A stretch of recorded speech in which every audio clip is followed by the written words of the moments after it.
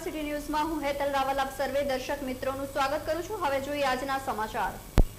જામનગર તારીખ 29 જુલાઈ 2017 ડિજિટલ ઇન્ડિયાના પ્રણેતા માનનીય વડાપ્રધાન શ્રીનું સ્વપ્ન છે કે દરેક નાગરિક ઇન્ટરનેટના માધ્યમથી રાષ્ટ્રીય નિર્માણમાં સક્રિય ભાગીદાર બને અને આ માટે કેન્દ્ર સરકાર અને રાજ્ય સરકાર દ્વારા અનેક જગ્યાએ અને અનેક શહેરમાં આજે વાઈફાઈ બન્યા છે।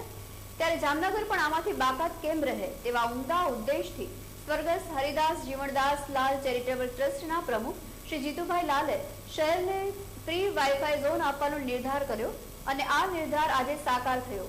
જામનગર ખાતે ફ્રી વાઈફાઈ ઝોનનો પ્રારંભ કરતા પાણી પુરવઠા કેબિનેટ મંત્રી શ્રી બાબુભાઈ બોખીરિયાએ જણાવ્યું હતું કે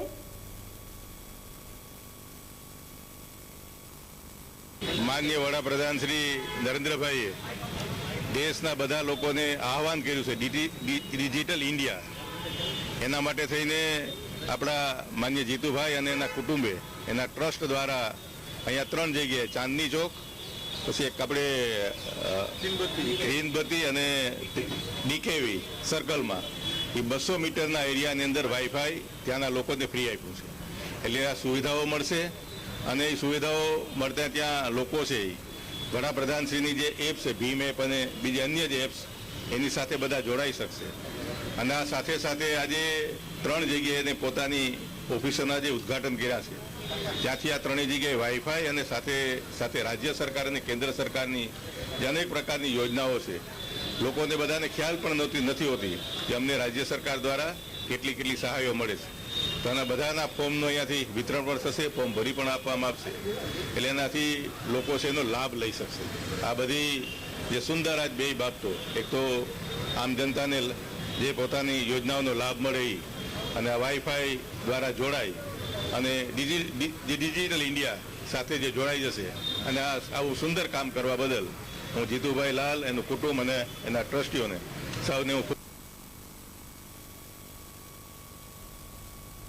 જામનગર સાંસદ શ્રી પૂનમબેન માડમે જણાવ્યું હતું કે ડિજિટલ ઇન્ડિયાની નેમ માનનીય વડાપ્રધાન શ્રી નરેન્દ્રભાઈએ લીધેલ છે અને તેમનો ઉદ્દેશ સરકારશ્રીની વિવિધ યોજનાથી લોકો માહિતગાર થાય અને તેનો લાભ લઈ તેનું જીવન ધોરણ સુધારી શકે।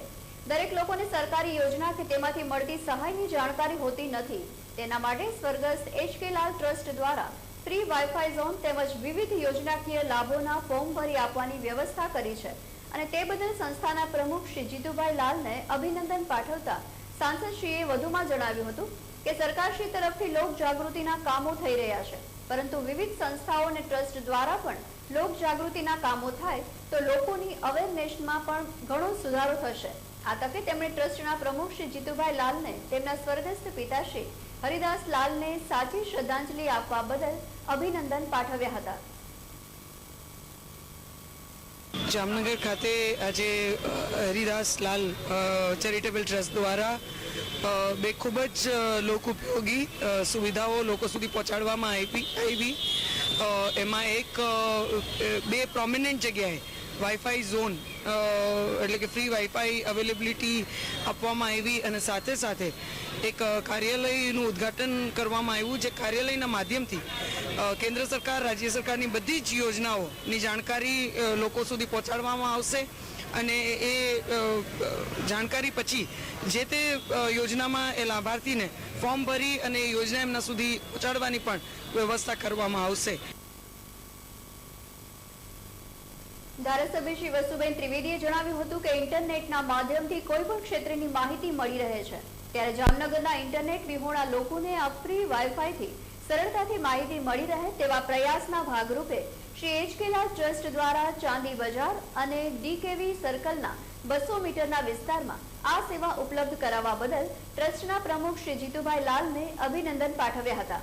આ પ્રસંગે mayor Shri Pratibhaben Kankara, deputy mayor Shri Bharatbhai Mehta, જાડાના ચેરમેન શ્રી દિલીપસિંહ ચુડાસમા, જિલ્લા ભાજપ પ્રમુખ શ્રી ચંદ્રેશભાઈ પટેલ, શહેર ભાજપ પ્રમુખ શ્રી હસમુખભાઈ હિંડોચા, સ્ટેન્ડિંગ કમિટીના ચેરમેન શ્રી કમલાસિંહ રાજપૂત, શાસક પક્ષના નેતા શ્રી ધર્મરાજસિંહ જાડેજા, દંડક શ્રી દેવેશભાઈ અકબરી, ચેમ્બર ઓફ કોમર્સના ચેરમેન શ્રી તુલસીભાઈ ગજેરા, વેપારી महामंडळના प्रमुख श्री सुरेशभाई तन्ना, नौबतना तंत्री श्री प्रदीपभाई माधवाणी, आजकालना तंत्री Shri Pappu Khan, collector Shri Makadia, DDO Shri Mukesh Pandya, commissioner Shri Barad તેમજ એચ.કે. લાલ ટ્રસ્ટના ટ્રસ્ટી શ્રી કૃષ્ણરાજ લાલ, કુમુદબેન તથા મોટી સંખ્યામાં શહેરીજનો ઉપસ્થિત રહ્યા હતા.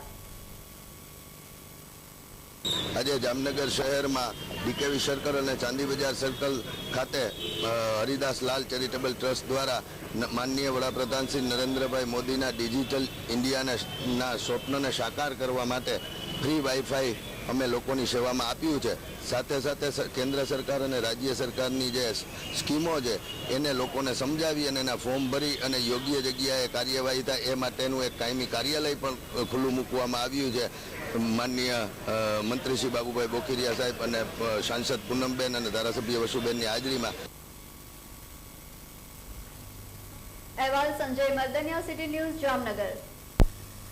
સમાચારોમાં અત્યારે બસ આટલું જ. વધુ સમાચારો માટે જોતા રહો સિટી ન્યૂઝ. નમસ્કાર.